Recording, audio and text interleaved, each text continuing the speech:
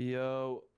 Yo, you're live, just so you know. We're on Okay. stream. No, good to know. Yeah. Just, don't say any of that Uh, stuff you normally say. Overall, how have you been? How was the break? Was nice overall. You uh didn't miss a lot. yeah, no, it's been good. We had this scheduled for a little while, so we went. We did like the Fallout haunted house, we did the FNAF Awesome. haunted house, which were very cool. It really reminded me that the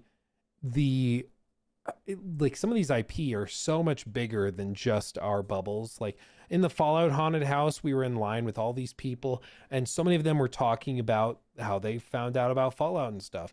And overwhelmingly, they were like, "Oh, I just saw it show up on Amazon, and my friends were telling me it was really good, so I watched it. Found out it comes from a video game. Can you believe that?" Like same thing with the FNAF stuff, where people are like, "Oh, I thought it was just like a Chuck E. Cheese reference." Well, it is, but it's also a video game. So like I just we're in this bubble, we're in this world, so we're just used to it. But for a lot of people out there, they're getting exposed to these IP for the very first time through like the FNAF movie, the I guess books actually do pretty well with younger audiences, with the Amazon shows. Like those things really, really do introduce these IP to a whole new universe of people, and so it was like genuinely really cool. The Fallout haunted house was cool. It was just a bunch of little references to the show, and it was much better than the Last of Us haunted house last year, which was all of like 90 seconds long, and they pack you so like densely together in those haunted houses that you literally are like belly to back to everybody as you walk through this haunted house. And they have all of the scare actors, like the guy dressed up as Joel has one line of dialogue as you're walking through this room. You turn a corner, go into another room, and you weave through the haunted house, that is trying to tell a story. But the scare actor has one line of dialogue, so like their version of Jesse Joel goes, and he just like pivots around. "Ellie, get down," pretends to fire the rifle, goes around the corner. "Ellie, get down." Goes around the corner. "Ellie, get down." And so they have to do that over and over and over again on a loop because they're playing the audio through the speakers so that the actors don't blow out their voices. But because the line moves so slowly, you're packed in with all these people and you hear the same line said like 6 times before you go into the next room. So it just kind of ruins the whole thing. There's no flow to it, But that was for the Last of Us haunted house last year. This year, the Fallout one and the FNAF one were way better pace. They actually kept people flowing through pretty well. It was actually quite fun. So we did that, chilled, Nice. hung out. But what about you? We in Amsterdam have the Amsterdam Dance event, so then the whole city is taken over by some nice parties. So I went to see some DJs over the weekend, so that was nice. Apart from that, yeah, kind of. I've been toying around with the ROG Ally that we of course already touched on. Kind of fixing some final videos. There's like it's a weird time in terms of content because normally there's a lot of games coming out and it feels like we're kind of at the end already of the year, which is interesting. I did not touch Outer Worlds 2. I did skip that, but happy to see that it is performing well. I don't think the sales are that good, but I'm already going off track. For overall, I'm doing well. I'm planning another. I want to go on a trip as well before the end of the year, because I wanted to normally go in January, but I have a feeling January is already gonna be busy, so I'm gonna skip that. Yeah. So I'm gonna I'm gonna be here in January, kick off the year. I mean, all those games want to release before GTA, so they got to be fast. They got to be fast. Yeah, well, it's funny because a lot of stuff got booted out of or was rushed before this fall because initially people were thinking GTA would be there, and now that it's all shifted, everybody now is like, okay, well, race out to like January, February, March, or push to like later next year. But even the ones that are looking to later next year, they're being kind of cagey. Like has, of course, their big anniversary, 25th anniversary in November, but even they don't want to give that as a launch date or like lock it in because they're worried GTA might get delayed to November. And so they just don't want to put a date on it, even though it's freaking Halo celebrating 25th anniversary. They're like, we don't want to even get like risk it. Can you check the volume maybe through Discord? Can you enhance it a bit because I'm already at the highest? Yeah. Oh, for me it sounds like you're peaking, like the sensitivity is way too high. Yeah, so maybe lower it down. I've got you balanced on my side, but if you lower it down. Is this better? Talk a little more.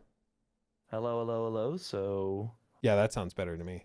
Okay, nice. Yeah, yeah, and then you can balance it for the stream. Nice.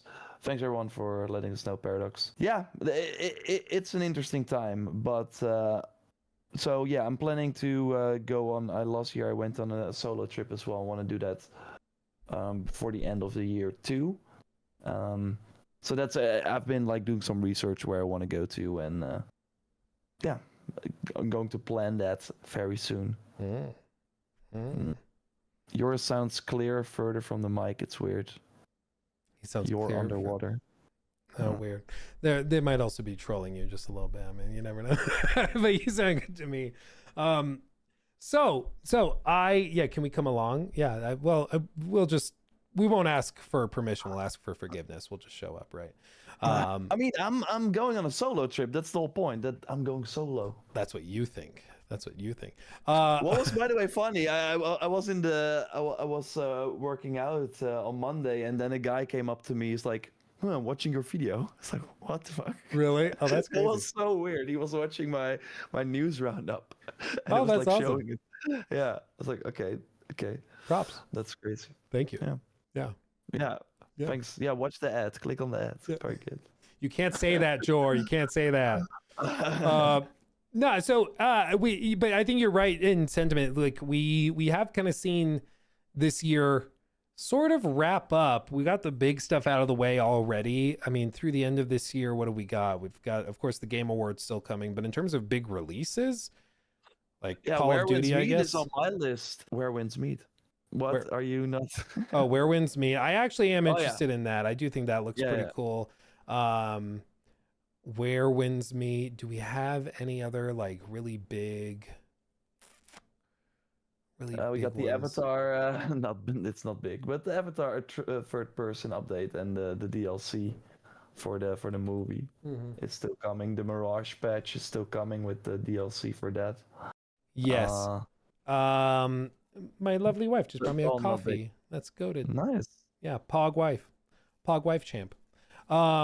Yeah, I mean, they basically just have gotten to the point where a lot of these companies, like we said, they kind of were trying to get out ahead of GTA. GTA didn't end up being a problem, but their schedules were already locked in. And so now we're just in this kind of quiet time where a lot of studios have gotten more time or they were rushed, but either way, their games are out, and now we're just kind of chilling. But it does mean fine too. Yeah, like I have a lot of games to catch up on, so I'm actually fine with that. We have Peps Gaming here. Why are people sleeping on Ninja Gaiden 4? I see no one talk about that game. There are a lot of like high caliber games that 10 years ago people would go crazy for that now just came and went. Yeah, so it's an interesting year. Yeah, I do think you're right.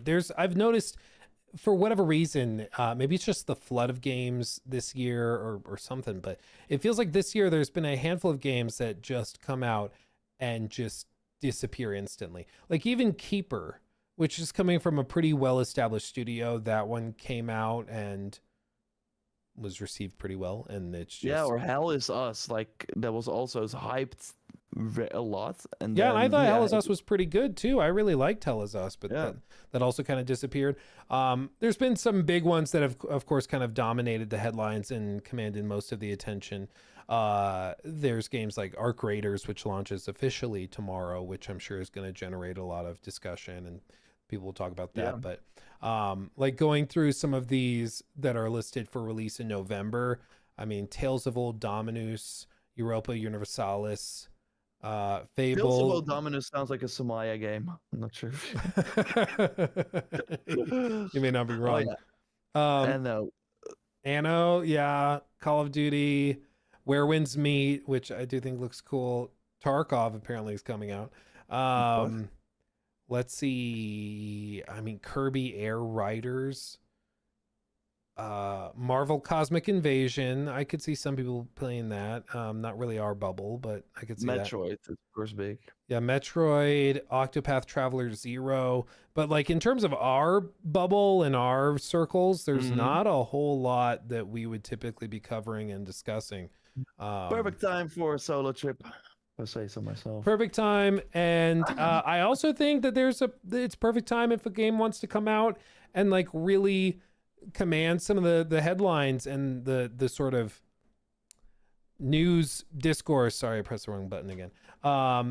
If they want to tackle that and command a lot of the discourse, they could totally do that now, where they could, like, I think if, for example, Crimson Desert, if they want to do a big press push in like Oh yeah. early mid-November, and they do like I don't know, I'm not saying I have any secret knowledge, but I'm saying if they did like previews or something like that, it would be a great time, because people like me and Jor who would talk about games like that right now don't have a whole lot to talk about. So that could be a slam dunk. Same with a lot of other companies that are working on big open I world. do wonder if companies really think like that. I do think they should, because it is like a way to get like free press or know that your thing will get coverage. But I do think they're still very much in the old mindset where when or like thinking about, okay, when are we ready? And okay, it's way better to maybe prepare this and do a January trip or whatever.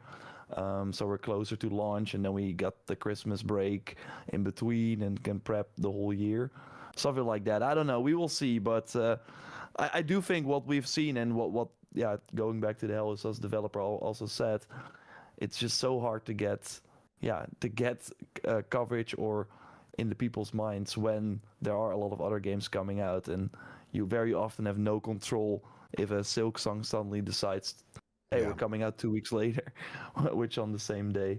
But that and I mean, next year we're gonna get the same bloodbath. Like March is already 007, Crimson Desert, Saros, and I'm sure there will be more games that are all in our bubble. And then we hear news articles where it's like most hardcore people, so most people only buy 1 or 2 games a year. But then of the hardcore people, which is like 1/3 maybe of the people that play games, they buy one guy or they buy one game a year. So how is all the math going to work? I'm really curious about that. Yeah. Well, and I wonder if, because we had the same discussion last year too.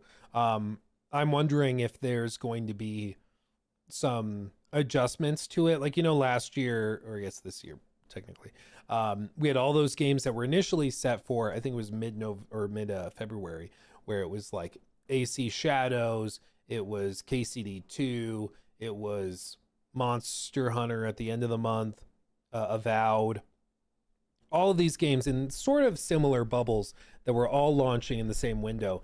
And then we saw KCD2 move up, AC moved out. And so they kind of spread themselves out a little bit more once they had a firmer grasp on what the release schedule looked like. And I think that probably happens a little bit here. Maybe Crimson If Desert GTA slips moves. 2 weeks or something, GTA moves. But it is funny how GTA has managed to basically for 2 years instill so much fear in massive publishers that it's totally caused, like, I think a lot of this like hesitance over release dates is specifically because of GTA. Like, nobody wants to be close to it, so there's just a lot of like, we're launching next year at some point when we're not close to GTA. Like, that's our goal, just next year at some point. Yeah, I mean, we saw it too when they finally pushed it out of 2025, that finally companies were ready to announce their date. And yeah, I think it will happen again, because I still don't believe the May date. But yeah, it's going to be fascinating overall. Well, what will happen, because there are so many games in April, but nothing in April, or so many games in March, but nothing in April. Yeah. Which is very curious.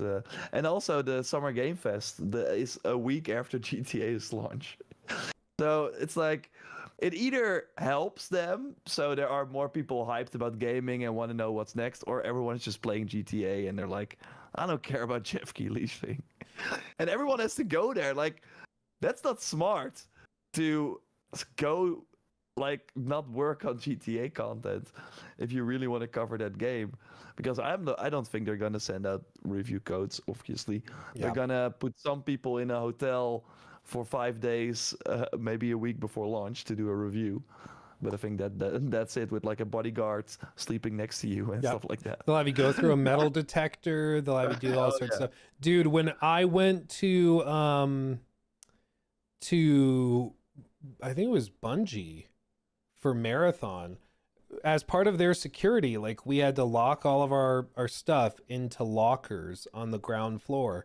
And then you go through metal detectors so they make sure you're not bringing anything upstairs. And then you get in an elevator and then you're allowed up to where they make the games and stuff. And like when I visited like Ubisoft, they're not that hardcore. They just watch you and are like, don't take pictures of computer screens, please. But like if Bungie's willing to do that, you better believe for GTA, they're going to perform internal evaluations. They're going to look at you inside and out to make sure you're not sneaking anything, because they take it hardcore, dude. It's going to be crazy. Oh yeah. No leaks. Like they're not tolerating anything. Jamie is saying Shadow Drop Judas.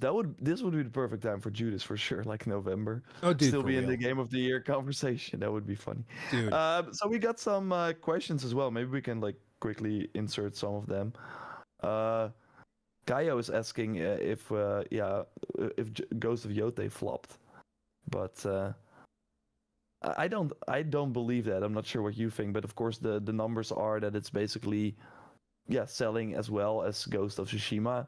It had the same budget, probably maybe a bit more marketing, because of course when Tsushima came out it was full COVID, so it made no sense to do any physical marketing outside of homes. And on the other hand, like Ghost of Tsushima, because there were like 20 million more PS4s out when that game came out, and because everyone was at home, it was launching in July when there was no other game coming out.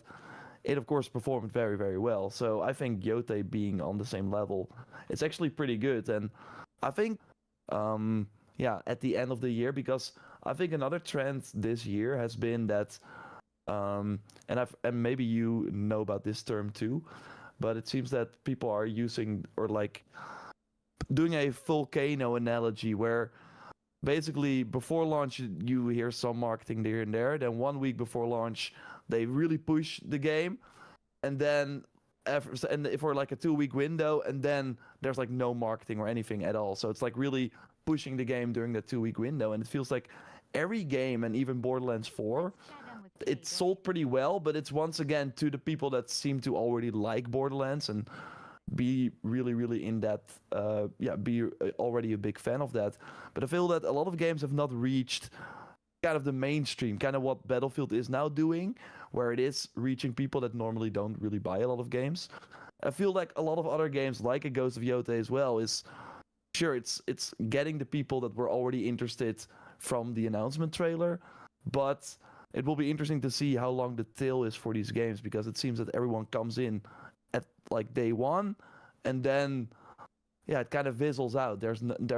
It doesn't really sell well over time, a lot of these games this year, at least from the data I've been seeing. So I do think that's an interesting trend this year, where people just go for the things that they know but are not maybe really but it's sure. not really reaching another audience.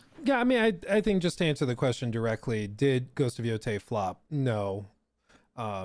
Flop has a certain definition to it, and you could say maybe our definitions are different, but no definition of flop includes making a profit. And Ghost of Yotei, at this point, without a doubt, has made a profit, and every copy sold from today onward is a profit. Is it as much of a profit as Ghost of Tsushima generated? I personally don't think so, based on the numbers and data that I've seen. But is it a flop? No. The people that seem to be rooting for it to be a flop are a lot of like the culture warrior types who decided before the game was even previewed that it needed to fail for various reasons.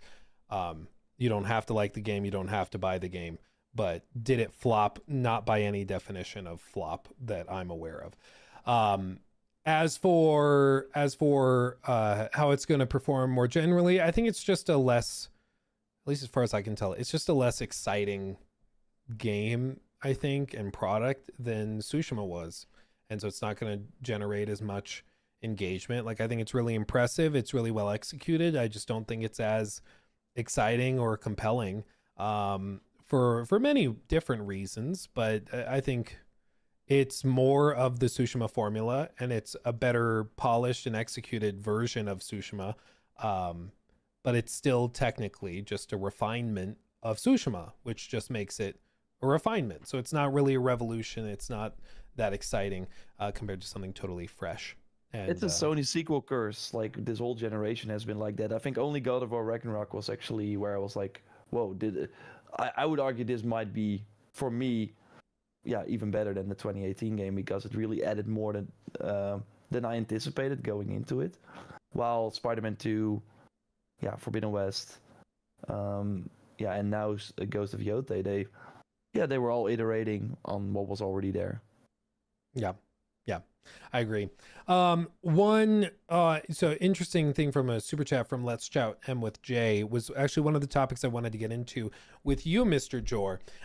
Sure. Very generous $20 super chat. Thank you, my friend. I think it's true that short form video is a reason games don't last long. Even if good, attention spans are so low. Ghost of Yotei is amazing, but it's also already not talked about. Also, indie games being so good makes it even harder. And what he's alluding to in the, or what Let's Chat M with Jay is alluding to, is a comment from Satya where he was discussing everything going down right now with their approach to Xbox. And what's interesting also is that I have the full quote pulled up here, so I'll read it for everybody in a moment. But what Satya Nadella said, speaking to TBPN, was very interesting, describing his overall approach and outlook on gaming as the head of Microsoft. He doesn't ever say Xbox in this entire interview. He just refers to it as gaming and their games business. Some people have read into that a lot. I think it's more just that Satya doesn't really think much of Xbox. It's just the wrapper for their gaming venture. But what he said was interesting when describing all of this. He said, and I'll just break this down real quick, then I'll get your response to it. So I'll start here. So to us, the way we were thinking about gaming is, first of all, we are now the largest publisher after the Activision deal. So therefore, quote, we want to be a fantastic publisher, similar to the approach of what we did with Office, or the Office suite of products. We're going to be everywhere on every platform. We want to make sure, whether it's consoles, whether it's the PC, whether it's mobile, whether it's cloud gaming or the TV. So we just want to make sure the games are being enjoyed by gamers everywhere. And second, we also want to do innovative work in the system side on console and PC. And it's kind of funny that people thinking about console, PC as two different things. We built the console because we wanted to build a better PC, which could then perform for gaming. And so I kind of want to revisit some of that conventional wisdom. But at the end of the day, console has an experience that's unparalleled, delivers performance that's unparalleled, that pushes, I think, the system forward. So I'm really, and this is what's really interesting, I'm really looking forward to the next console, the next PC gaming, but most importantly, the gaming business model has to be where we have to invent maybe some new interactive media as well. Because after all, gaming's competition is not other gaming. Gaming's competition is short form video.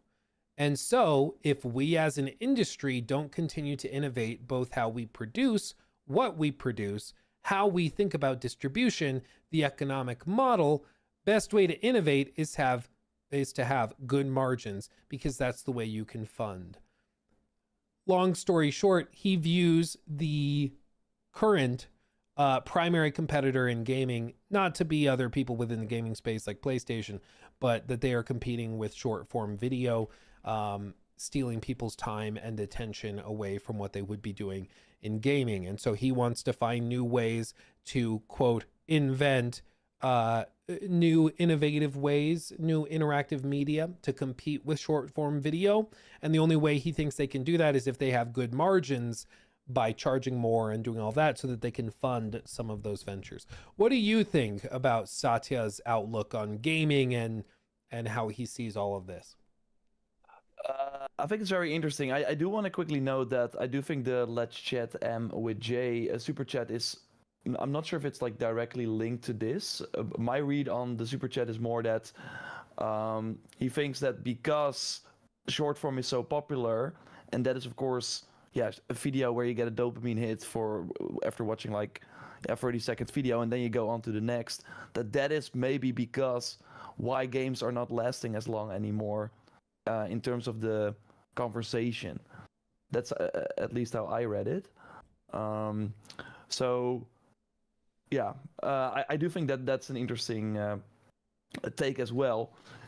But to answer the regarding the Xbox, I do believe it. I do believe overall that short form video is very impactful to any entertainment because it's so easy and it is so dopamine focused. And yeah, it's an algorithm feeding, like you don't have to think about it. I think a really big barrier for a lot of entertainment, even like a Netflix thing, is you have to make a sort of active decision to go play something or to go watch something. If you pick up your phone, in 1 second, the algorithm thinks, like, gives you a video. If you don't like it, in another second, you already are watching a different video, and the algorithm knows you very well, so can very quickly, yeah, get you hooked. And I think that is maybe what the Microsoft CEO is here talking about. That gaming kind of lacks that, and is very, yeah, it's still you really have to be active. And maybe if people come home after like working a lot and are very tired, it's maybe sometimes they would go and play a game, but now they're just on their couch and scrolling TikTok, and before you know it, it's 1 hour. Yeah, you're already doing that for 1 hour, and then it's 2 hours before you go to bed. Yeah, I'm gonna boot up. No, I'm gonna watch TikTok again. So I do think it's interesting to if gaming can lower these barriers. One thing that's, for example, happening in China is, and I think that they are in terms of technology sometimes well ahead. Like what we're seeing, like a lot of the games that were already very popular in Asia are now coming here as well. And one of the things they are doing is instant gaming. So if you are in an app and maybe in like what WhatsApp is for us or whatever, you also have games there, and you might be like, okay, that's probably your Candy Crush and stuff. But no, they're already doing the Honor of Kings variant, so the League of Legends variant. They made a specific version for that in a mobile app. So basically the barrier to entry to start up a game, you don't have to install anything, you don't have to download anything, you're good to go. The PlayStation Portal is another example. What Sony really saw with that device was, okay, if you share like the living room screen with your wife or with your girlfriend or your partner or whoever, that when they want to watch something, yeah, you cannot play the PlayStation anymore. But the Portal is a solution for that, because then you can remote play and still continue playing. So I think really what we're going to see in the next 5-10 years is just way more access points to games. And I do think that that's going to be very important. I do hope, and I do think that that's the fear from people, that games are not going to be changed because of that. That we are getting, I mean, mobile games already do that. Like, they know, okay, we have to make levels that you can complete in 1 minute or in 2 minutes. But I don't think that will like change for gaming. But I get that people are worried that, okay, will a game also go for the 30-second dopamine hit that short form video is doing? But yeah, we still have books, we still have movies. Although also with movies, I'm not sure if you heard that. Like, I talked to some people, before going to the movie, they look at how long the movie is, and they're like, oh, 2 hours, I'm not gonna watch that. I cannot sit still for 2 hours and not look on my phone. That worries me. That does worry me.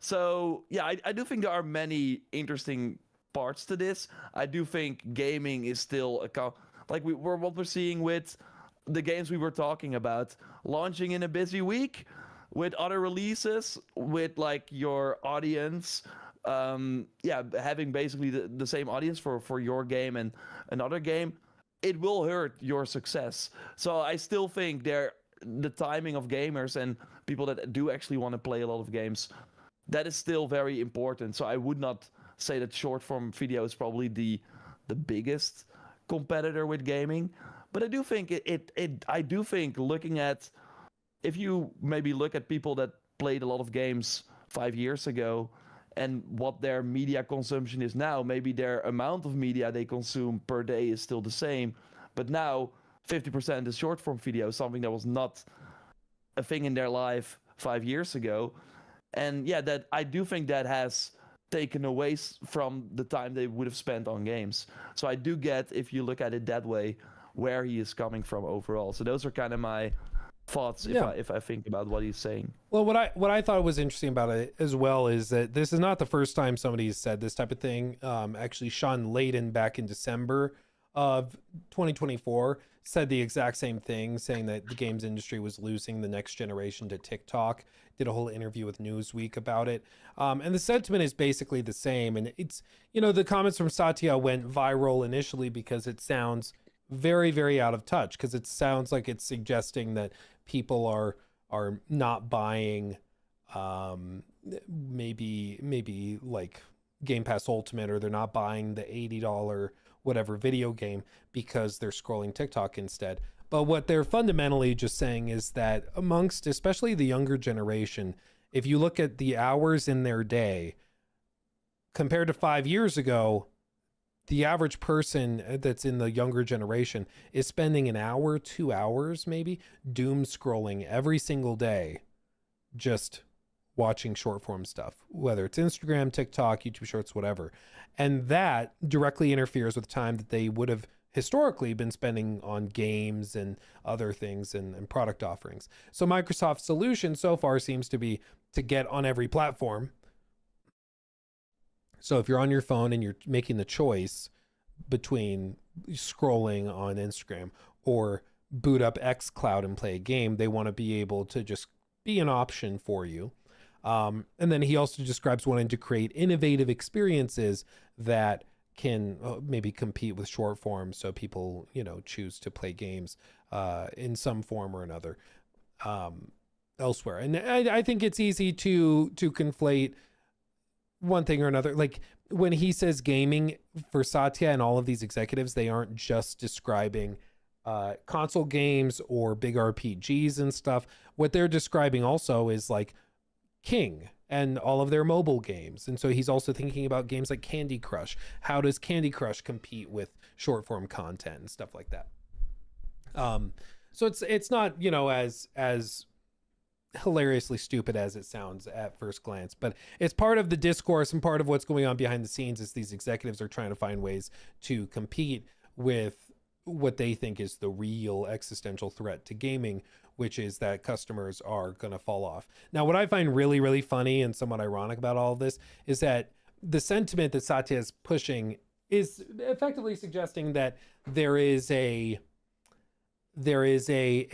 hesitance or maybe a barrier for gaming, because like you said, for some of this content, you have to make an active choice. You have to actively choose to watch this movie on Netflix, or to buy this game or play it, or even if it's Game Pass, you're sitting down to commit to play it, versus TikTok or YouTube Shorts, where it's just served to you. It's elective content versus kind of directed content. And so he's trying to find a way to get over that hump of people not wanting to even think about what they're consuming. They just want it served to them. But what I find so bizarre about this is that he says the solution is to create innovative products, and the only way to do that is to have high margins to be able to spend on innovating stuff. So the way he increases margins is by raising prices on everything. So your solution to a barrier to entry for gaming is to literally raise a price level to higher, which is increasing the barrier to entry. Like, part of the reason people like short form stuff and that content is because it's free. If you just need to kill 20 minutes, you can just scroll TikTok. It's free. Yeah, they'll show you ads, but it's not that big of a deal. But on the other side, for some of these offerings, like, I don't want to pay $30 for Game Pass Ultimate. I don't want to spend $80 for this game or that game. I'll just doom scroll instead, or I'll just go and stream Netflix instead or whatever. And I think that that's a component of this that's just not considered at all. Yeah, I think that's a good point. It feels overall as if that they are trying to get more out of the people that are still around and that do still engage a lot with gaming, by raising that is what is happening right now. I listened to a podcast with Matt Piscatella, the guy from Circana, who collects all the US gaming data for all the sales and how the industry is doing.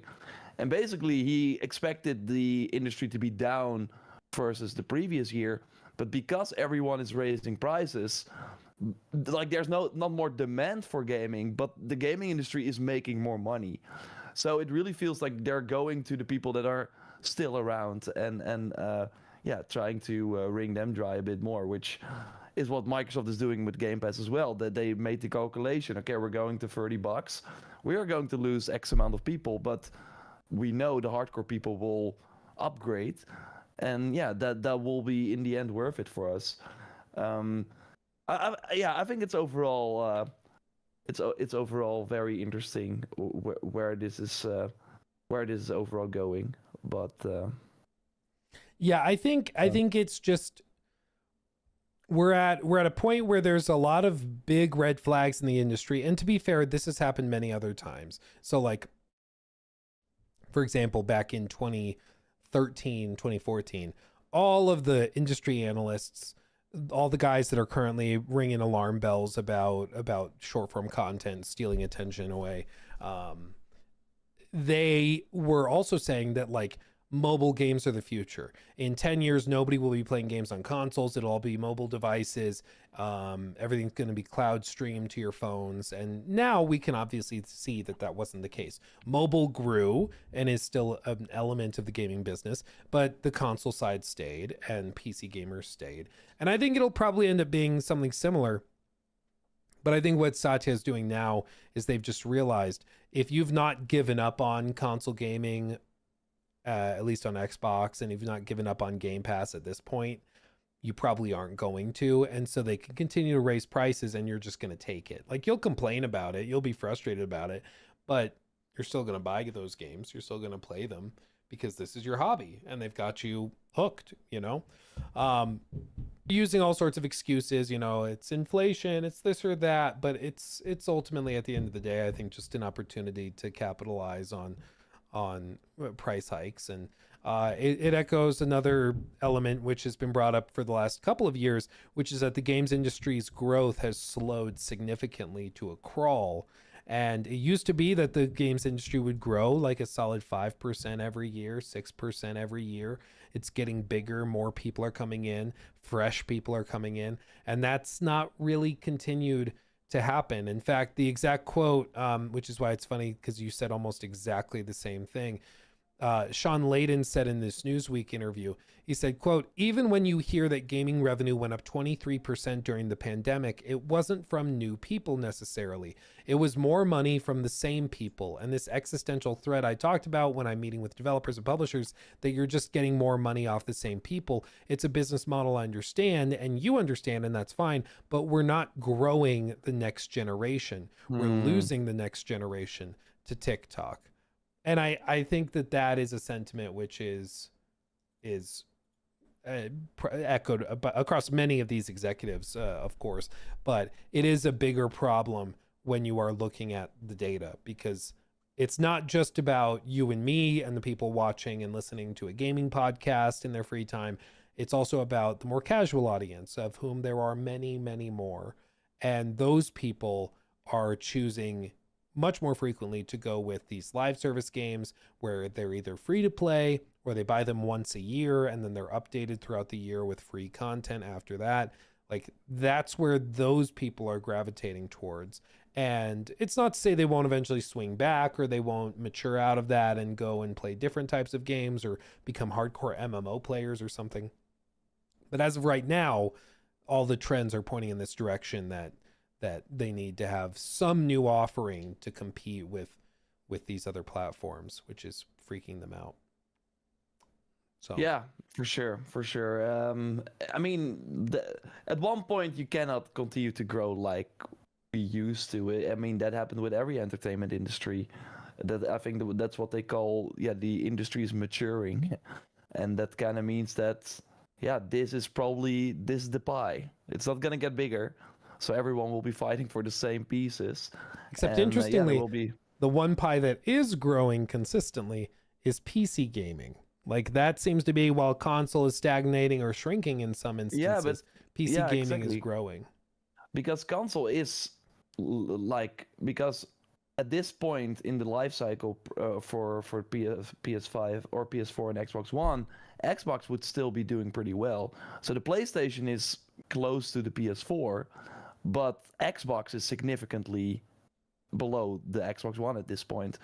And what another interesting wrinkle also to this is, sure, Nintendo is still doing really well, but they first had the DS and their home console, and it's now one platform. So sure, there were people double dipping, but on the other hand, it's also less than what it was if you combine the two numbers they had. So I do think overall that the console, that probably some people that are still playing on console have moved to PlayStation or to PC. So I would still argue it's probably the same pie that we're looking at. But I mean, on the other hand, everyone is getting older as well, have more disposable income. That's what they've been seeing, and console gaming in particular is getting, more people from, that have more money to spend are in the console, or like interested in the console business or are engaging with that. I saw a report as well where, people that because that's of course the funny thing. Gaming is still a pretty young medium, but people keep playing games, and there are new gamers coming in. So that is at least a good thing. But right now there will be a point where the people that did not have a lot of time playing games because they had kids, there will be a point where those kids are moving out. So you would think at one point have a group of people that are still playing games for the first time, but do not have the kids in the house anymore.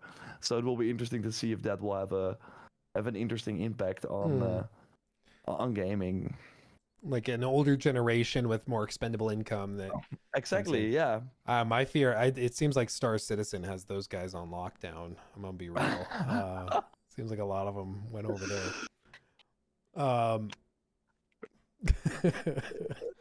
Sorry. Excuse me. I think I'm not sure if I pronounced it right. Sabrian. Did you see what Monster Hunter Wilds just sold 160K in the second quarter? Yeah, it's really interesting. I think they announced 10 million in a very short time, and the game is still at 10.7 million. So that game really again, I am curious to see the other games as well, but it really seems that a trend this year is people for these big franchises. You have your fan base; they show up day one, and while normally in Assassin's Creed or other big brands, they just keep selling. Also, another issue, of course, with this generation is that, the PlayStation 5, Xbox Series, like especially the Series now, is $650 if you want to get a regular Xbox Series. So there are the people that would normally come in at the $300 mark, they're not coming in either. So I do think usually when those people come in, they will buy the games that they missed out on. So I do think that hurts some of the longevity of some of these games as well. But Monster Hunter Wilds, of course, I do think a more unique story in that, they really kind of botched that in terms of PC performance and making it way too casual. Yeah, I think it just fell off really quickly. The word of mouth plummeted as well. But I think you're right. A lot of people are getting into these these games, and they don't seem to have massive tails.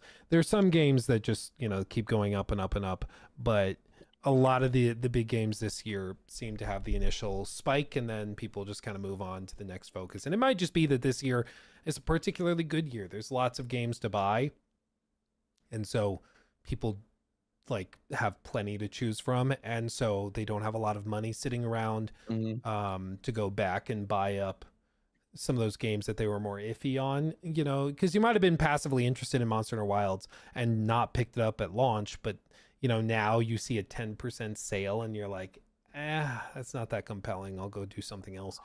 Outer Worlds 2 just launched, or Silent Hill F just launched. I'll go play one of those. So it might just be that it's such a good year that there's just plenty of other games. But with a number like 10 million, it might also very well just be that everybody who wanted the game bought it, and anybody that's left over is already kind of just like, I'm good. I'm sitting on the sidelines. So you won't hear them complaining about 10 million units sold. They probably would like it if it was 15, but 10 million is still a ridiculous number to sell of any game. So yeah, but usually these Monster Hunter games sell a lot over time. It's crazy, but I think a lot, at least from what I've heard, it's anecdotal, but from what I've heard of like the two people I know that didn't buy it at launch, they're waiting for basically the Iceborne equivalent. That would be important. Which at that point hopefully it comes with performance fixes and stuff, and then it'll be worth it. But probably I think that's a component of it. Awesome. Anywho, I'm seeing what did we I do think that there might be, if people have some questions or want to insert things in the chat, let us know. I thought maybe of a fun, but I do see sometimes the comments where, but I like having like a more business focused podcast in general, but I get where people are, or at least talking about me, mostly curious about how games are performing. But I'm just very intrigued by the gaming business next to playing games myself, of course. So I would be interested in looking at the 2026 calendar, throwing some games up there, and thinking if we think they will do well. I always find it interesting too. I always want to avoid some of the, like, there's this trend and desire among some subsets of the industry, I think, where a lot of the discourse turns into like the Ghost of Yotei thing is like particularly perturbing to me, where I'm like, it by definition it did not flop. And if we're starting to like discuss, and the questions are all, how badly did it do? Did it flop? Like, we're starting with the presumption that it should have flopped or needed to flop, or that you wanted it to flop. And it's like, no, like, this is all kind of ridiculous in my view. Like, why are we that concerned over this failure or that failure? And usually it's because there's some secondary issue at the core of it. It's that people want it to be an example, or made an example of. They want it to fail for one reason or another. And I think a lot of the time it turns into people kind of bending things to try and support their preconceived conclusions, as opposed to just looking at what the data, would suggest when it comes to the performance of the games. Ultimately, if you're a fan of the gaming industry, we should all be rooting for games to be successful. Yeah, and exactly. Make money. 100%. And if there's weak points, we can look at those and maybe warn them about it before it's too late, because many of these games problems could be, I think, avoided if they did not make some pretty basic mistakes. But exactly, for sure. I totally agree. But speaking of some of these games that are coming out next year, just to get a rundown on some of these that I think are a little more interesting, and some of the biggest titles launching. I mean, we can also look at like what are we expecting from them. Obviously, we want to do a bigger 2026 show, but I think it already feels like we're kind of at the end of the big release, so it might be fun to already look ahead a bit. Yeah, I think. I mean, maybe first question of the biggest games releasing in the first chunk of 2026. Of course, we have GTA 6, Resident Evil Requiem, Crimson Desert and 007. Of these, I mean, obviously, I think GTA 6 is sort of the Titanic behemoth that is going to perform very well. I don't want to say necessarily no matter what, but I mean, it's pretty damn close to no matter what. It's just so massive. It could be like, it's like similar to Cyberpunk that still did very, very well, but it's then the word of mouth. So if the game is not as good for whatever reason, it will hurt the longevity. Like GTA 5 is at 150 or even more million right now. That is something that game will then not reach. Yeah. But no, I would be shocked. But that's why any sort of small glitch or anything that could stop that game from being what the ceiling it can hit. I don't even like, there is a ceiling for that game, but it's very, very high. If there's something that could stop them from reaching that, I do think they will delay it. So that's why it's gonna be interesting. I think the 007 game is a very interesting one, because it's a James Bond game. We've not seen that for some time. There's no, like, the movie franchise has been kind of quiet as well. Obviously it's IO Interactive, but they do seem to go really overboard in terms of budget and for a studio like that, because the Hitman games, they really iterated on those, and I don't think the development cycle was that long. They easily made a profit, I think, on those. I do think they're going really next level with 007. There's like rumors that Lana Del Rey will record a song for the theme song for that game. Yeah. Which is crazy. That's gonna cost them a lot. And good luck. Yeah, I mean, I hope it performs well, but that is an interesting title where we are hearing, like, only really Sony games seem to get away with, like, the pure single player linear type of situation, and I'm curious if 007. I think that the length is gonna be very important, because Mafia also, I do think it hurt it that not being what people maybe were expecting. I don't think they should have gone the Mafia 3 route, obviously, but yeah, it was fine for what it was. But I do think if 007 hits the Mafia levels in terms of performance and sales, it's not going to be good for them. So I'm going to be really curious to see. I'm really looking forward to the game, because Uncharted is nowhere to be seen. I loved the older James Bond titles as well. I'm not so sure about Bond himself yet, but I did see some other characters that I thought were awesome. The story seems interesting.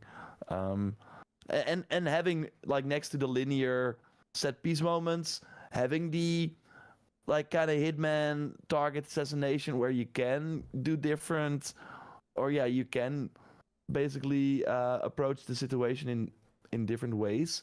I do hope that means that there's more replayability than you would expect from a game like this. Yeah, I fully suspect that this, I think what they're gonna do, how do I say this? When I was out at the studio and I asked them, like, what's the goal in terms of, like, additional stories and additional content? Because obviously, like, World of Assassination and Hitman games just in general, they've built those around DLC and around additional content and building out additional maps and levels. And with 007, it seems to me like it's kind of just a natural fit to add in additional missions and stuff through DLC, where you could continue the story on before doing, like, a sequel or something. And they wouldn't give me a firm answer, but they said in their traditional, Danish, very soft-spoken way, well, obviously there are many opportunities for additional stories, and we would love to explore those, and that's absolutely what we're looking at. There was an interview where they said that they wanted to make this a trilogy, so I do think they might go work on, like, a second game faster. We will see. I think, that would put it probably early in the PlayStation 6 generation. That could let them crank some dials up. But still PS5. Yeah, still do cross-gen stuff. Still cross-gen, yeah.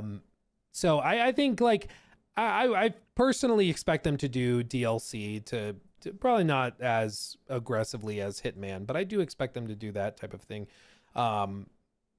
Lengthwise, I'm not expecting anything crazy. I mean, I kind of get the impression it's probably on the shorter side. I'm not expecting like 30, 40 hours or anything like that. No, but it's not needed. I think 15 would be great with like replayable missions. If the missions are actually replayable, I do Yeah. think they are, right? Yeah. Yeah, I agree, and I think they could do all sorts of things with like added challenge bonuses and stuff, where you could replay missions with different modifiers and you know, increase the challenge that way, which they suggested they were going to do. So I think that there's lots they could do here, but yeah, I think 007 could easily be one of the more interesting ones for early next year to see how they pull it off. But one of the biggest questions right now, of course, is with performance. And I got to ask you, do you think they stick with the launch window in March, or do you think this gets delayed? Maybe if GTA is delayed again, that is the thing, and I'm not sure about their financial year, but that's also no, of course, another wrinkle to the whole March situation, where that's the end of many companies' financial year. And yeah, this is really launching in the final day of that financial year, on March 27, I think it is, right? So, um, I do think they're probably going to hit it. I think performance is always interesting. It is like that was the Gamescom demo, and like they are using this half a year to polish. I think if we see a Game Awards trailer where we still see these performance issues, and Lana Del Rey will likely perform there, that's my prediction. Then I do think we should worry, but I don't think that's the case yet. I think they will probably be fine. Like usually when you play a game at Summer Game Fest or before E3, and that would come out in October, you would maybe have some issues, but the October version would be way better. Maybe the demo they showed was already outdated. I.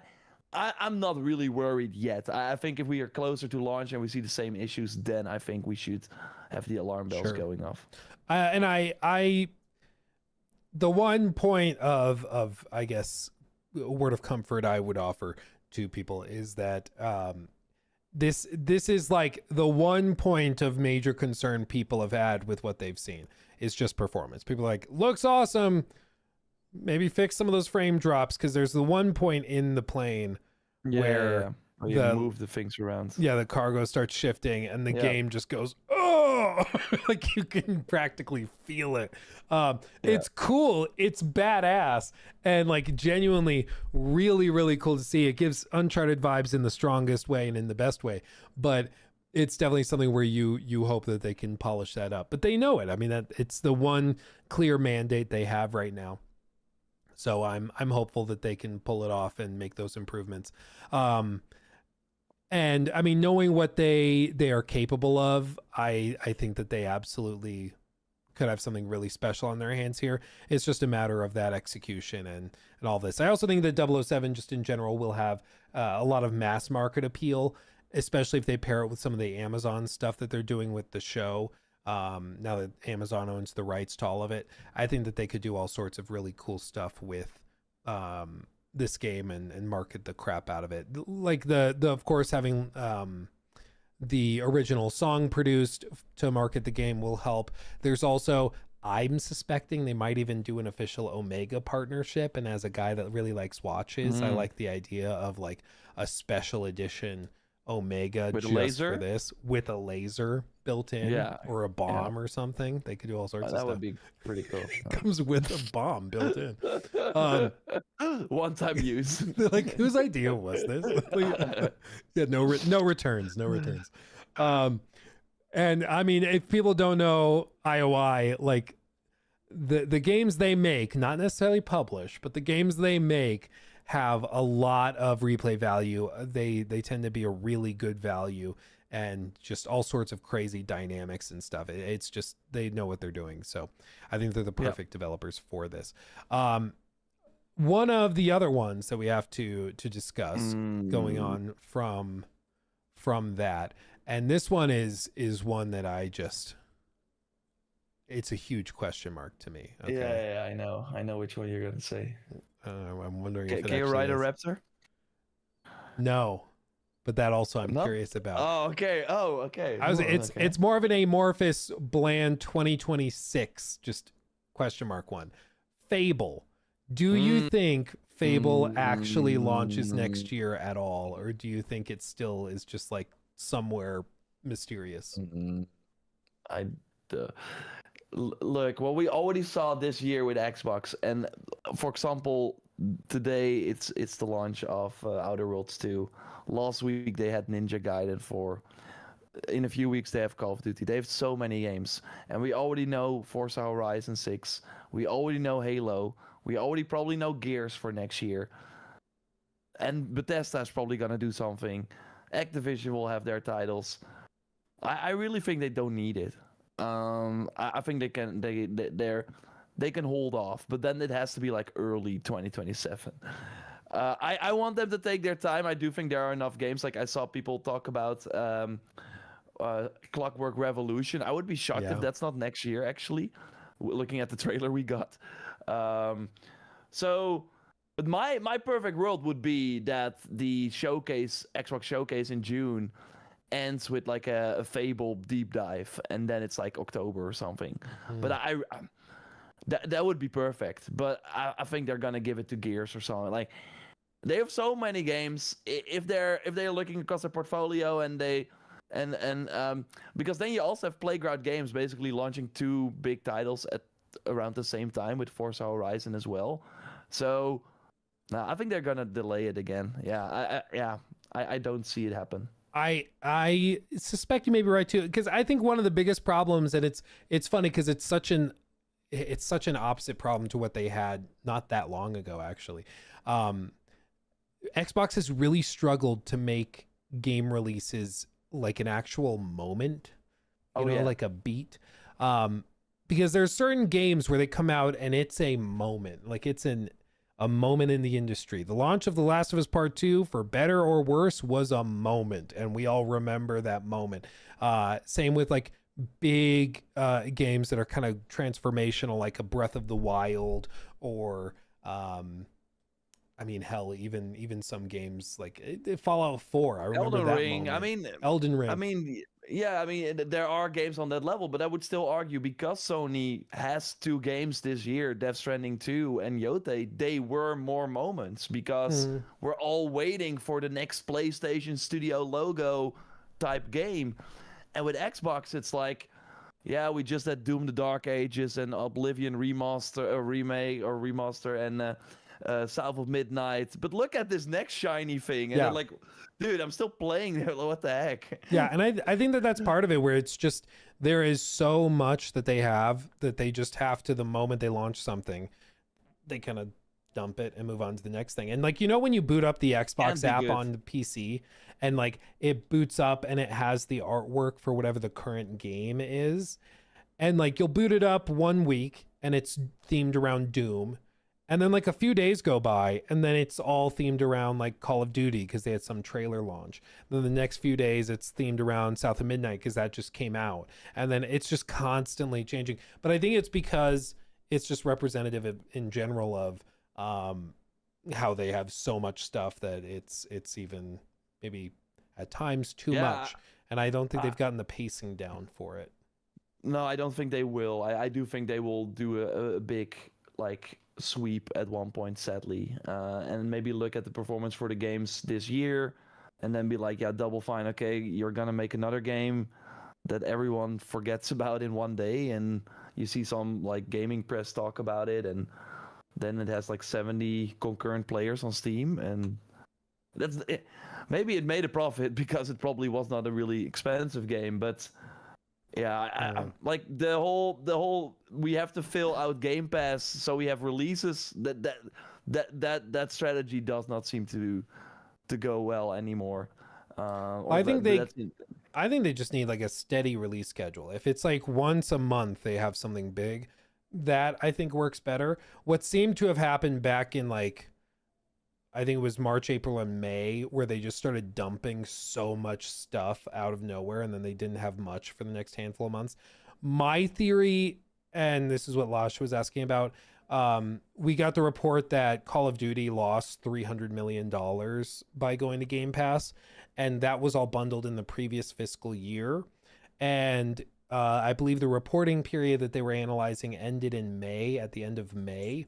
So it seems to me like Xbox started frantically releasing stuff once they realized how much money was lost through Call of Duty, and they started pushing stuff out before the end of their fiscal year so that it would make the numbers look less god awful, by having some successes in the form of Oblivion remastered, South of Midnight, everything else that they had, Doom. So I think that that's part of why they rush things out, is kind of a special scenario, special case. But yeah, I think that that's a piece of it. One of these, so one of these other ones, of course, I see people asking about real quick. Of course, Resident Evil Requiem, currently slated for February 27th. That is, I think, pretty well locked in. I think that that's going to launch on that day, and I don't think that's moving or anything. I think that's just going to be another one of those bangers. Yeah, it just, I have heard, and it's been suggested many times, so it's not even that novel, but I've heard that there is a lot more to that game than we've seen. Like, we've seen pretty small, narrow slivers of it, little bitty looks, and it already looks really good. But there's a lot more to that game than we've seen. So, yeah, who knows if they'll show it or if they wait for launch. But yeah, there's a lot more to that game, and I think that's probably going to just be crazy. Yeah, and that came out of the Capcom news as well, where Resident Evil 7 is selling 1 million every year. It's like, people are just picking that up. It's like, and Wow. yeah, so these games have a long tail as well. So, yeah, it's gonna. I mean, Capcom is doing really well. Like that they have like a big title like this every early part of the year. Last year was of course Dragon's Dogma, and yeah, this year Wilds. Next year Resident Evil. Probably next year they will have the expansion for Monster Hunter. You would think they're really on a roll there. And no, I think. Yeah, this Resident Evil game, these titles are sadly not for me. I'm too scared. I just can't. But I'm happy for people. They don't play that well in the Resident Evil bathtub. 4. Yeah. No, they don't. No, then I drop my Portal or ROG. Yeah, not great bathtub. No, it's not gonna be good. Well, one, I mean, following in the same vein, talking about great bathtub games, Crimson Desert. Do you think this one launches at for one, the window that they're expecting it to, but also I'm just curious, how do you think this one is received in the mass market? Do you think that this pops off? Do you think it struggles to communicate itself to players? What do you think this one's going to be received like? I think it's gonna do very well, because it just like that where, for example, I think 007 might feel maybe like a smaller game. This game feels like I can't believe this is real. Like, I do think a lot of the games that have done very well in the last few years are these titles where you want to feel like you're playing a next gen or something, like a new IP that you with mechanics that you've not seen before. And every time, like, there are a lot of games where they show the first trailer, and then every time you see a new trailer, and they're the same trailers. With Crimson Desert, it's like they got like an endless pile of stuff that they can show, and every time the developers are like, "Oh, this is a small part of the game." Like, so I think the imagination of people is like running wild, and I do think some games kind of miss that. Borderlands 4, you know what you're gonna get, and that is what you got. Yeah. Assassin's Creed, the same thing, and Ghost of Yotei, the same thing.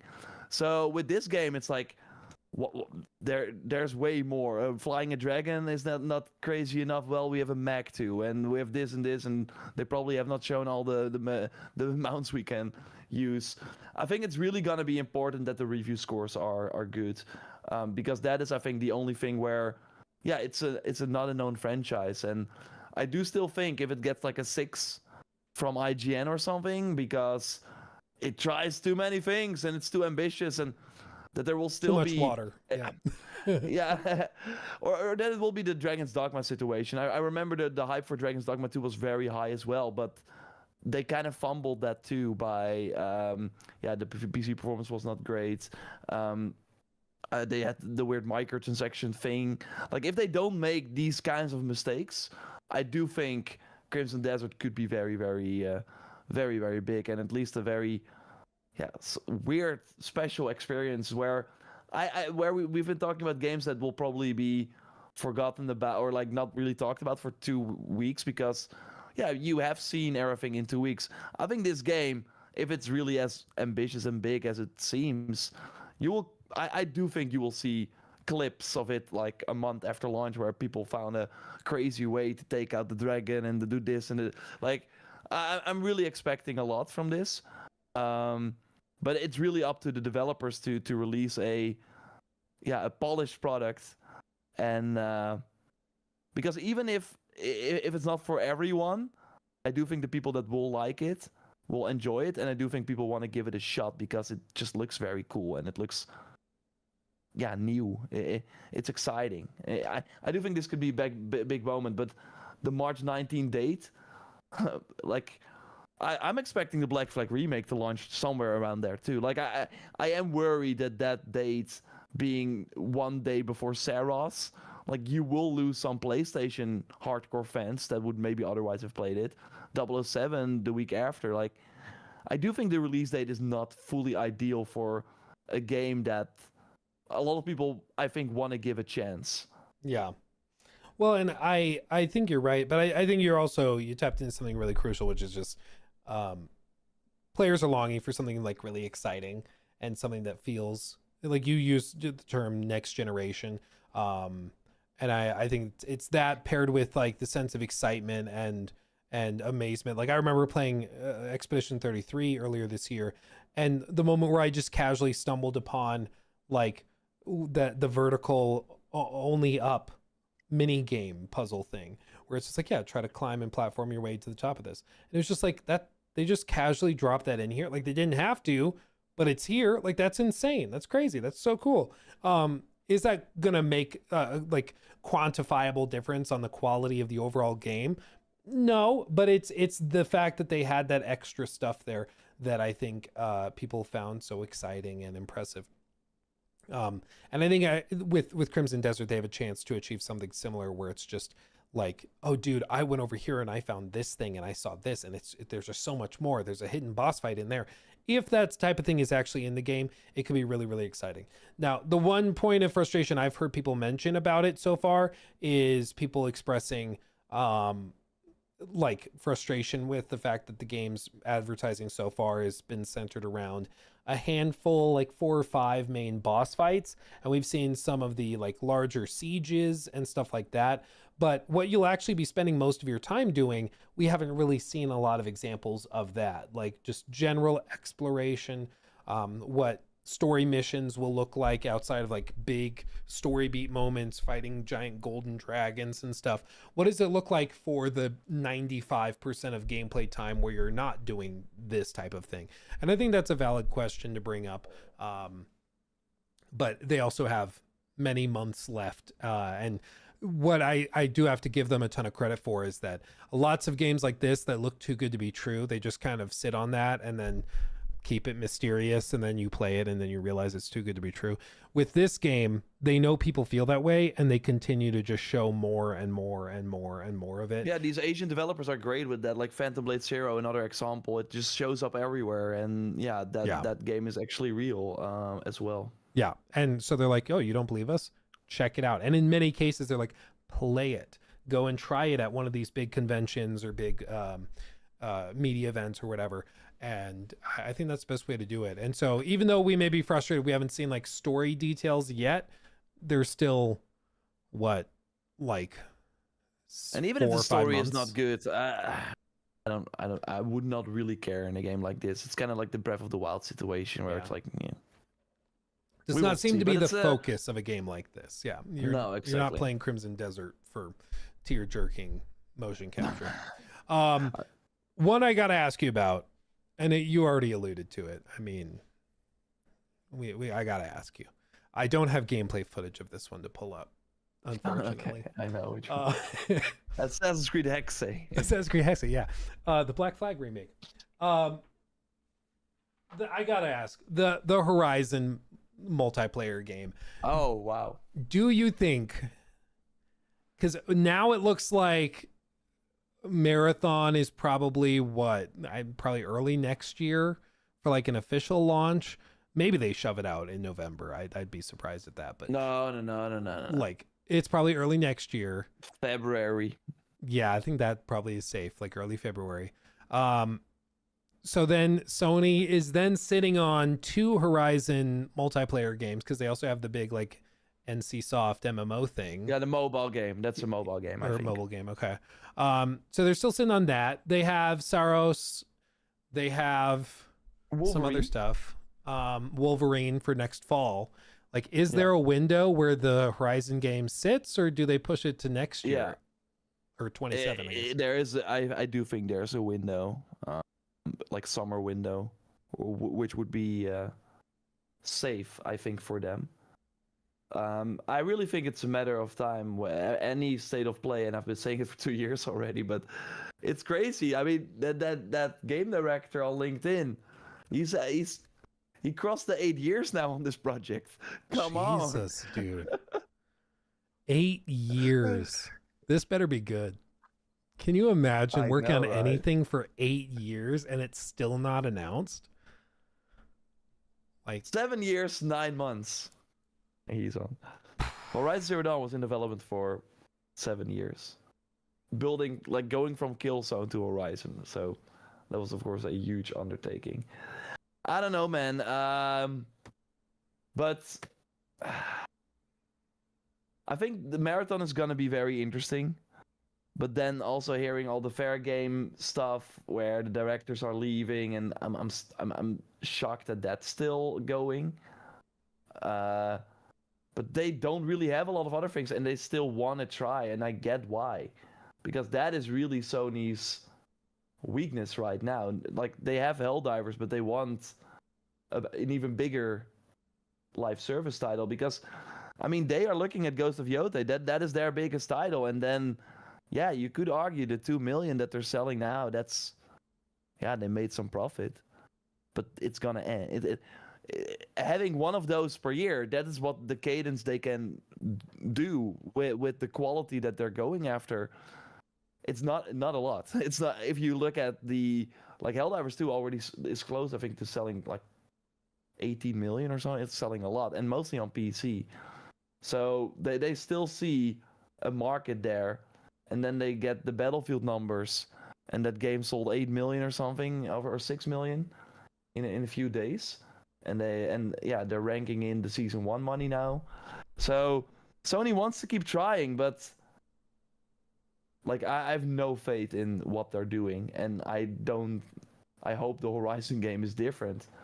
But yeah, dude. I mean, because I can't even imagine how much money they've spent on the Horizon game at this point, but they're gonna keep throwing stuff out there. Marathon, the new recent playtests, the leaks coming out of it sound fairly positive, and I'm sure they've made a lot of improvements, but like, what are the odds that it sells 18 million copies? Like, probably not that high. And same with like this Horizon game, what are the odds that that sells 10 million copies? Probably not that high. I mean, it's possible, but like, I mean, knowing PlayStation, they're going to release it on May 26th, and then be surprised when everybody's playing GTA 6 instead, and that it's just going to play out the same way it kind of always does with them. I mean, the thing is, if you like that's what we of course heard from Sucker Punch. They're a small studio, 150 people, like Guerrilla Games. If I click here on LinkedIn, it says, let's see. It's like 800, isn't it? No. Guerrilla Games is not 800, but it's 300 or something. And they have like the most expensive building in Amsterdam here.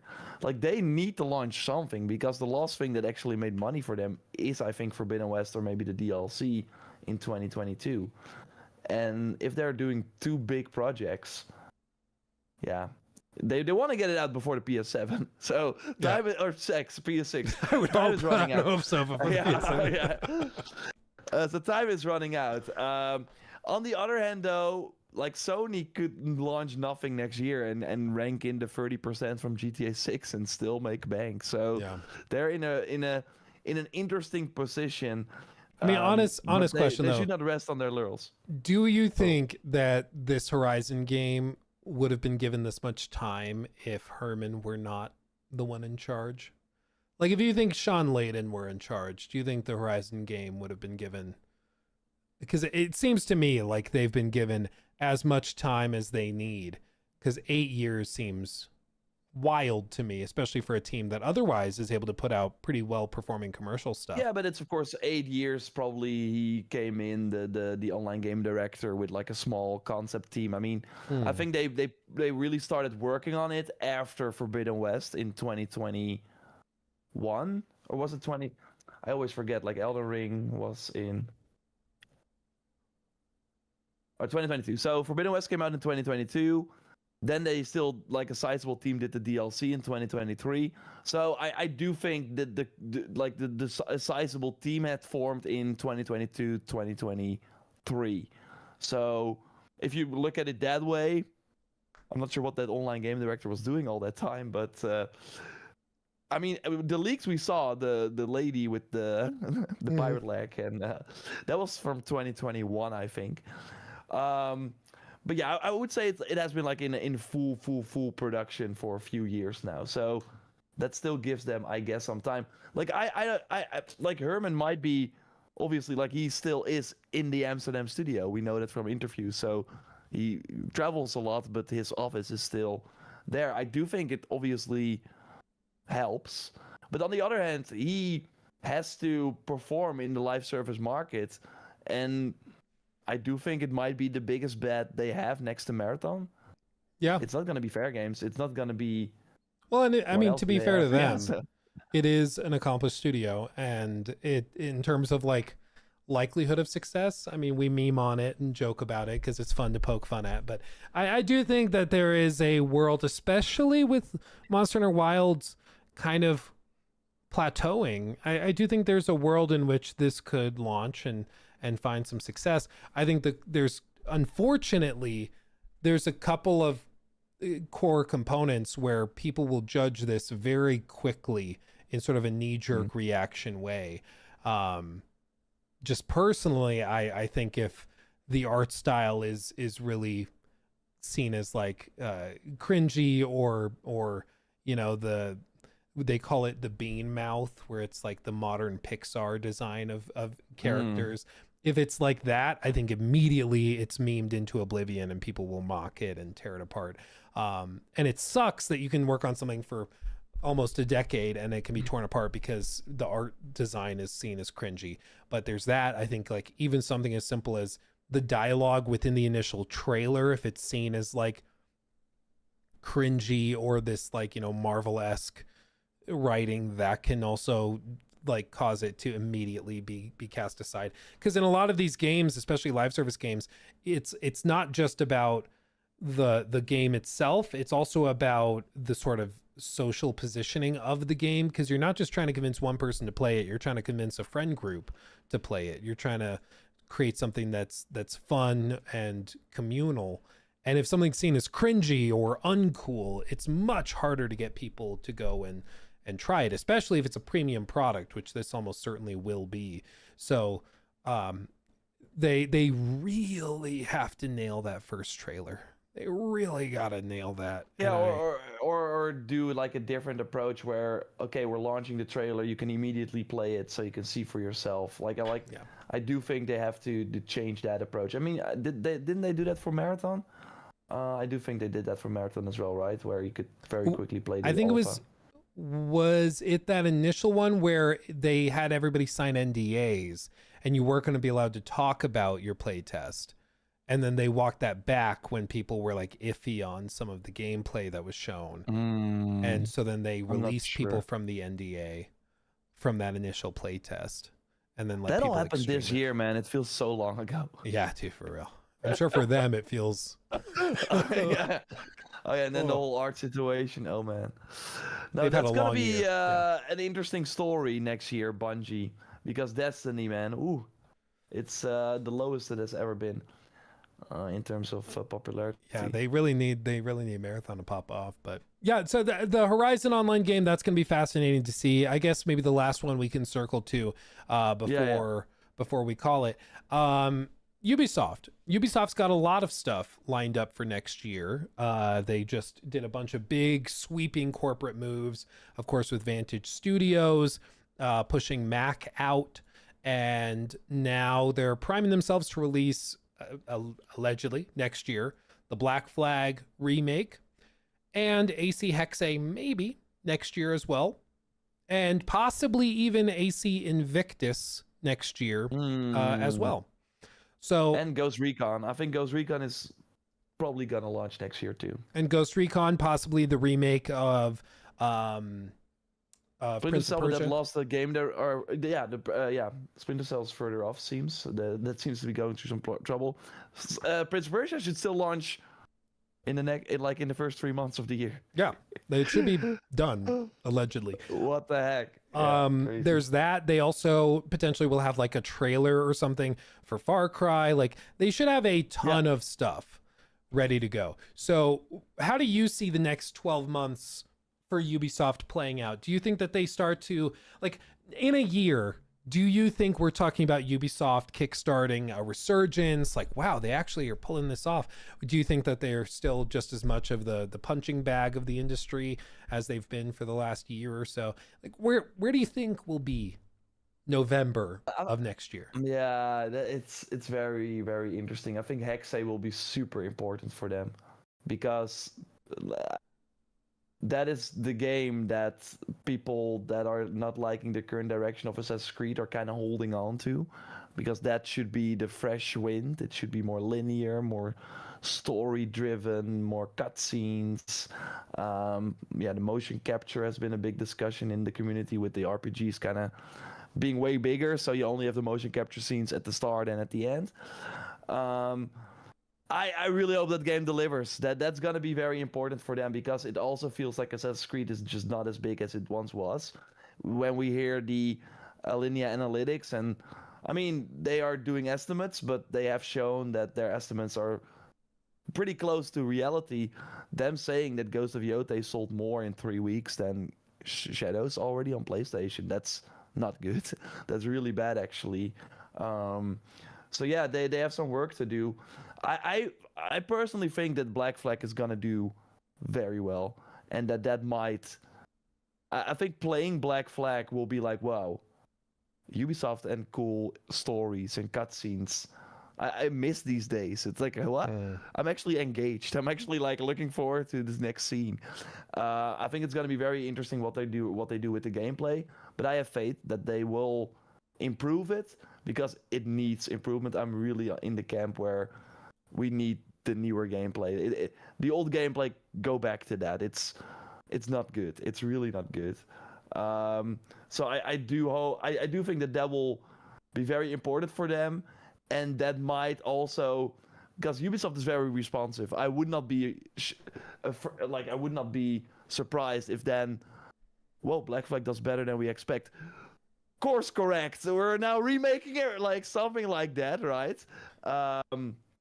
But that is of course like a short-term thing. But no, they need a big, like, maybe not on the Valhalla level, but something like that, and that will, because right now they're kind of breaking even with what they're doing right now, which is kind of crazy with the amount of studios they have. Rainbow Six, of course, still doing pretty well, and all the older Assassin's Creed games, and they still have the big franchises. It's just that they're not capitalizing on all the the popularity that these franchises once had. So I think one hit is gonna turn look better. I'm not sure if in the public sense it will be better. Like, I'm not sure if we will be here next year thinking, oh wow, we had the Ubisoft Renaissance. I don't believe that, because I've not seen that in the quality they've put out recently. And I think Ghost Recon is gonna be very important as well. Breakpoint was the breakpoint for that series. But there are still fans of that. But on the other hand, since Breakpoint came out, we've had Ready or Not. We have so many, like Delta Force. I have so many new shooters, and Battlefield's of course now like back and bigger than ever. So, is there still room for them going in the first person? Um, yeah, direction as well. They really have to show, because these things have been in the making for a long time. They have been making these choices like at the start of COVID, and we're now finally seeing the fruits of that. And because the last few years, I think Shadows was the first game kind of from that period. Before that, we had, Far Cry 6 was still a kind of old. It did not really do a lot for the series, did not innovate enough. Then they did not have enough. Then they only had Mario and Rabbids in 2022. Then they had Mirage in 2023, and now in 2024 they had Star Wars Outlaws, which was a dud. Now this year Assassin's Creed Shadows, that did not do as well as I think they hoped, and yeah, they now have these big franchises lined up. It's going to be very important, but I don't think they will. I do think they will be in a better situation than last year, or than right now, but I'm not sure if they will be as celebrated as they once were. Yeah. No, I agree. I think one of the interesting things about like the Black Flag remake is that, like you said, people might like let's just assume, for the point of argument, that it's well done. It's just like revitalization of the old game we all know and love. We play it and we're like, oh yeah, I remember this, but it's just polished and better. I'm assuming they're not like redoing those beautiful cutscenes with like static procedural animations. Please, dear God, don't do that. So we're assuming that, but let's say that it's really well done and it does reignite that love for Black Flag. I think if people see that, they'll be reminded, like you said, of the glory days and of when they were able to put together really compelling stories and characters with beautiful music and everything. And if Hexay is not that, but new and fresh and modern, and it's just more like AC Shadows, and maybe the writing is bad, and even though it's linear narrative, it still is relying on these procedural animations, and it's just not very good. Like maybe it's fresh and has some unique ideas, but it's just like the solid 7 out of 10 kind of game where it's like, it's fine or even good at times, but it's nothing that special. That I think could just lead to another wave of frustration where it's just like, yeah, no, you just proved to us that you used to have it and you're not there anymore. And so I think, they're primed to do something really, or to have an incredible year, but it's all about execution for them. If like they've set themselves up to be able to just hit Far Cry 7 out of the park, and then they hit Hexay out of the park, and the Black Flag remake gets hit out of the park, and the Prince of Persia remake is amazing. If they can execute on all of these phenomenally well, they could have the best year of any publisher in a long while in terms of like recovering from where they're currently at. But like you said, like the most recent behavior and execution would not suggest that that's what we will get. And personally for me, I have like such shockingly low confidence in the new leadership under Vantage Studios that I'm going to be amazed if they launch without NFTs at this point. So I'm starting from a much more skeptical position than I would have even 6 months ago, which is shocking because I would have started from a pretty skeptical position even back then. But it just means they gotta prove it, they gotta demonstrate it. But we'll see it. See, Remy says, I'll give the game after Hexay a shot under Tencent oversight. Well, that's the thing, it's Tencent oversight mixed with Charlie Guillemot oversight.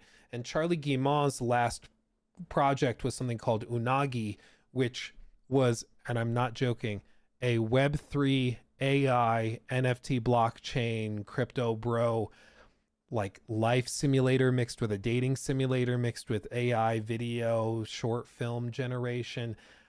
Like it's the most unhinged stupid dude bro like thing you've ever heard of. Like, just think of a buzzword from like Crypto Bros, and that's just everything he's been doing for 5 years. And then he was just given the keys to a $4 billion company, and he's now in charge with Christophe Drenet, and so he's gonna have somebody at least in the building that knows what they're doing.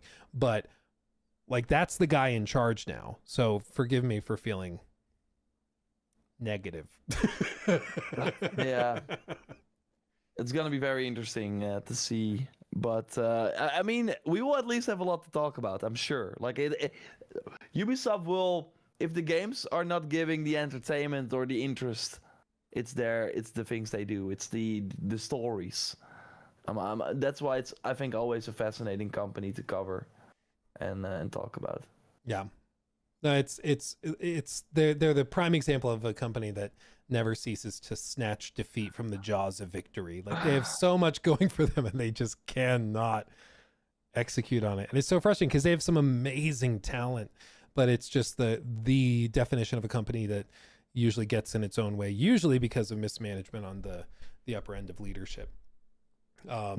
Codex Seeker, to be fair, says, I think Luke keeps overlooking the fact that he has 2 other partners he has to work with, and half them agree with him, so he won't be able to do whatever he wants. To be clear, he has a co-CEO who is that same guy, Christophe, who does have a history in game development, has worked on tons of games, has been at, I think he's from Montreal, or is he from Quebec? Yeah, he is the basically the leader at Ubisoft Montreal. Like, he runs the studio there. Yeah, like he knows what he's doing. He's been around. He's also an Encore. He's also in the family. Really?